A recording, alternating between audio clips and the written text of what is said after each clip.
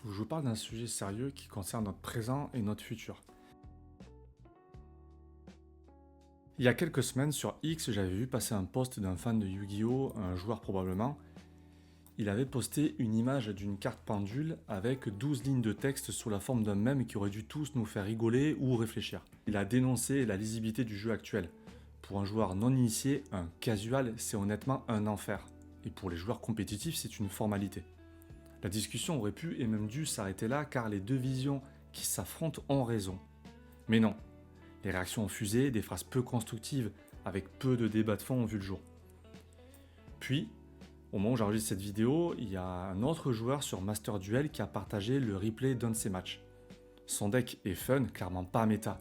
Il joue des cartes de 2020 qui n'étaient déjà pas méta à l'époque, Magicien des Ténèbres, et il joue, ou plutôt il commence la partie et il attend. Il attend plusieurs minutes, sûrement plus que 3 minutes, pendant lesquelles son adversaire enchaîne une trentaine de cartes et d'effets et lui n'a pas encore posé une seule carte sur le terrain. Il se plaint, il dit que le jeu est devenu injouable et annonce quitter le jeu. Et réaction d'une partie de la communauté, pas génial. Moquerie sur son deck, le jeu n'est pas pour les casuals, deck de... La question que tout le monde se pose ou doit se poser, c'est a-t-on besoin des joueurs casuals? Et avant de répondre à ça, il faut qu'on s'accorde sur qu'est-ce qu'un joueur casual. Parce que ces mots sont utilisés un peu n'importe comment, et cette confusion est la source de beaucoup de problèmes, d'incompréhension, voire de moqueries, et cela ne touche pas que Yu-Gi-Oh! D'ailleurs. Et si on communique mal avec ces joueurs dits casual, cela ne nous aidera pas à briser le plafond de verre qui est que les jeux de cartes de stratégie doivent s'adresser au plus grand nombre, et la licence Altered en a fait tout juste les frais. Alors, on a plusieurs profils que l'on nomme casual, certains plus légitimement que d'autres. Tout d'abord, on a le joueur casual moderne. C'est celui qui joue au format actuel, mais sans objectif de classement de top. Celui qui est content de venir à YCS quand c'est pas loin de chez lui. Il joue pour le plaisir, sans optimiser à fond. Il jouera peut-être Cyber Dragon ou Eldritch au CDF, parce qu'il aime machine ou zombie, quelle que soit la méta. C'est son droit, et ce joueur-là, il aura sûrement quelques cartes au passage pendant une interaction où agacera les joueurs compétitifs, car le temps est précieux pendant une grande compétition. Mais le problème ici, c'est pas que le joueur casual lira la carte et prendra du temps, le problème c'est le format imposé.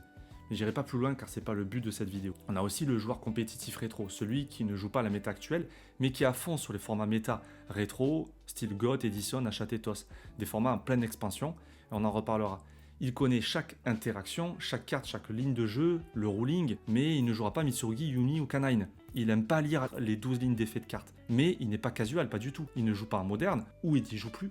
Il a potentiellement quitté par déception ou par envie d'explorer le jeu sous un angle différent. Mais lui, il n'est pas casual. Mais est-ce qu'il a moins de légitimité s'il s'affirme s'ennuyer, de devoir attendre 5 minutes pour norme ou dire fin de phase comme il aura l'habitude de le faire dans son propre format? S'il a quitté le moderne pour du rétro compétitif, il a donc de bons arguments et il a le droit de s'exprimer par amour commun du jeu avec tous les autres joueurs. Il y a aussi le joueur casual rétro, celui qui aime une autre partie du jeu, une autre époque, et joue pour la nostalgie des belles cartes et une ambition de rien. Il joue avec des cartes trouvées dans son classeur, sûrement avec 3 duos de délinquants main deck, ou des fausses cartes, ou des magiciens des ténèbres sur Master Duel. Et enfin, il y a les joueurs qui ont connu d'autres jeux. Ceux qui veulent explorer des mécaniques de Yu-Gi-Oh! Pour comparer ou changer d'air par rapport à d'autres jeux de cartes. Certains d'entre nous ont déjà expérimenté Hearthstone au haut niveau, ou d'autres commencent à être sur Rebound. Et ce côté un peu casual challenger opportuniste nous donnera des points de comparaison et nous commencerons à comprendre le point de vue de certains, comme notre cher ami sur Twitter.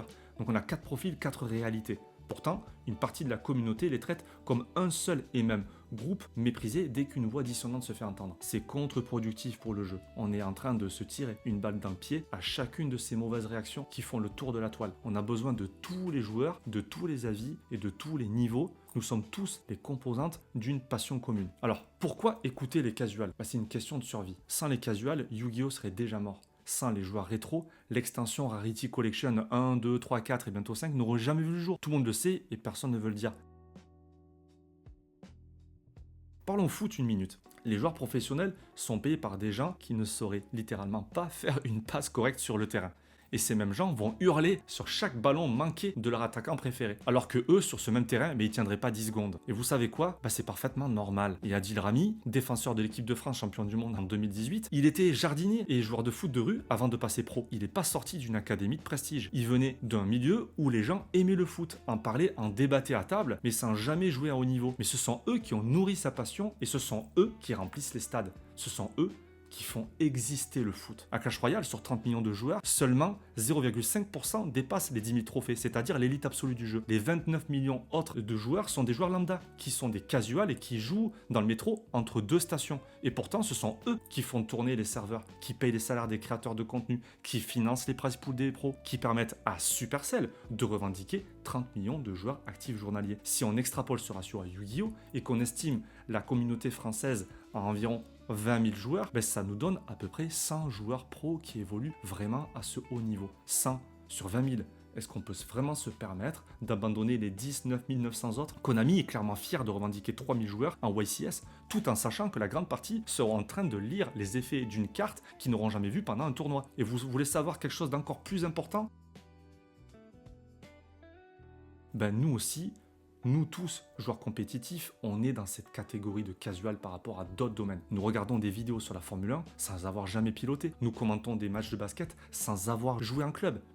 Est-ce que cela invalide notre passion pour autant? Absolument pas, bien au contraire. Plus il y aura de non-experts qui parlent d'un sport, d'un jeu, d'une culture, plus cela signifie que notre culture s'adresse à une audience plus large. Le jour où seuls les experts parleront de Yu-Gi-Oh!, c'est un jour où le jeu sera mort. Alors quand un casual se plaint que le jeu est injouable, peut-être qu'il a tort sur le diagnostic. Peut-être qu'il ne connaît pas les contres, qu'il ne connaît pas les interactions à la méta, mais il a raison sur le symptôme. Il dit « c'est chiant à regarder, je comprends rien à ce qui se passe, je peux même pas jouer ma première carte ». Et ça, c'est quand même une information précieuse. Parce que lui, il voit ce que les initiés ne voient plus. Il a le regard neuf que nous n'avons tous perdu à force d'être dans notre bulle. Par exemple, il voudrait du haut niveau mais moins rapide. Et c'est pour ça que Konami a en place Genesis, d'ailleurs qui a été très bien accueilli par la communauté rétro. C'est tout sauf un hasard. Peut-être que notre joueur voudrait un format Elo pour être sûr de rencontrer un homologue sur Master Duel. Parlons des collectionneurs qui pestent sur la qualité papier crépon des nouvelles cartes. Et ils ont bien raison. Il faut les écouter aussi, car le jeu se vend, et c'est aussi grâce à eux. Et la chaîne Nirmint, qui fait un excellent travail pédagogique sur le grading et la collection, et justement qui parle de cette qualité de papier, en parle beaucoup. Je vous mets la chaîne en description pour que vous allez voir. Les casuals, nostalgiques, les collectionneurs et rétro, ils font vivre ce jeu autant que les joueurs professionnels modernes. Les chasser, c'est scier la branche sur laquelle tout le monde est assis. Il y a un autre point qu'on oublie trop souvent à propos des casuals, c'est que les casuals d'aujourd'hui seront peut-être les compétitifs de demain. Et les compétitifs d'aujourd'hui seront peut-être les casuals de demain. Et ce n'est pas une ligne droite, c'est un cycle. Certains casuals diront « le jeu a changé ». Et c'est vrai. Est-ce qu'il faut les invectiver pour autant? Non. Leur montrer que c'est différent par d'autres aspects, mais toujours génial? Oui, absolument. Mais il faut les écouter, toujours. Moi, par exemple, je fais partie de ceux qui pensent qu'une horloge type chess a sa place dans le jeu en compétition. Mon opinion a été légèrement influencée suite à la vidéo de Gabriel, mais pas suffisamment pour me faire changer radicalement d'avis. Et c'est bien d'être d'accord ou pas d'accord sur ça. Les meilleures idées émergeront de ce genre de débat. Je ferai également une vidéo dédiée à ce sujet dans le cadre du circuit rétro duel. Du coup, dites-moi ce que vous pensez en commentaire sur le rôle et la place des joueurs casuals de Yu-Gi-Oh! Et plus largement dans les jeux. Ce sujet a mis en lumière un problème qui est beaucoup plus profond. Et cette chaîne et le projet qu'elle porte va s'y attaquer sérieusement. Gabriel Soucy, qui est champion d'Europe et vice-champion de France, a concédé en substance qu'il était difficile d'être un ambassadeur du jeu et de jouer à haut niveau en même temps. C'est une pression et une charge supplémentaire. Il se trouve fautif, c'est ce qu'il dit. Et cette phrase dit tout. C'est absurde qu'on le demande à un élite de streamer, de chercher des sponsors, de produire du contenu, de gérer son propre réseau social. Tout ça pour espérer toucher un SMIC ou un peu plus à la fin du mois. Et en même temps, on lui demande de performer comme un professionnel sur le terrain de jeu. C'est comme si on demandait à Nadal ou à Djokovic de commenter leur propre match à chaque point pour justifier leur salaire. Personne ne trouverait ça normal.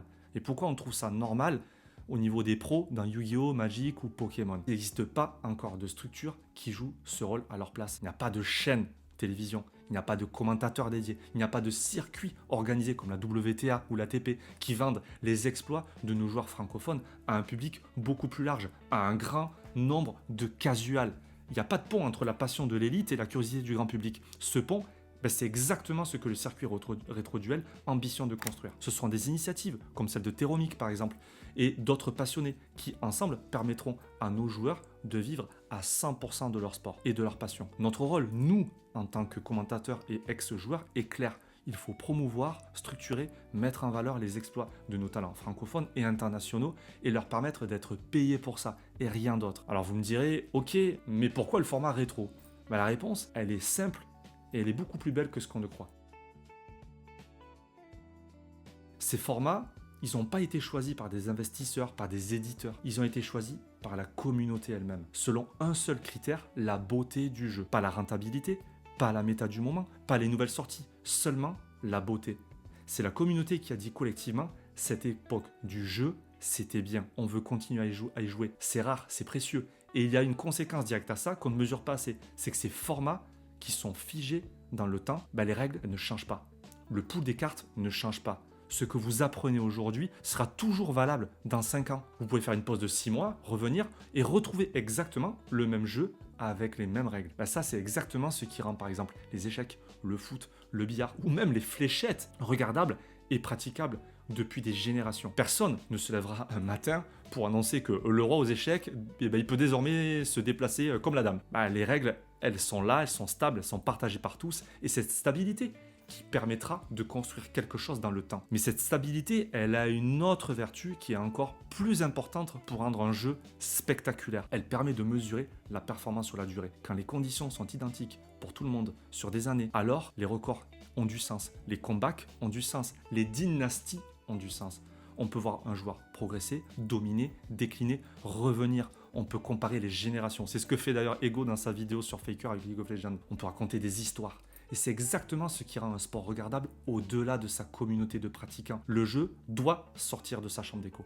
Et c'est pour ça qu'il a besoin de tous ses passionnés.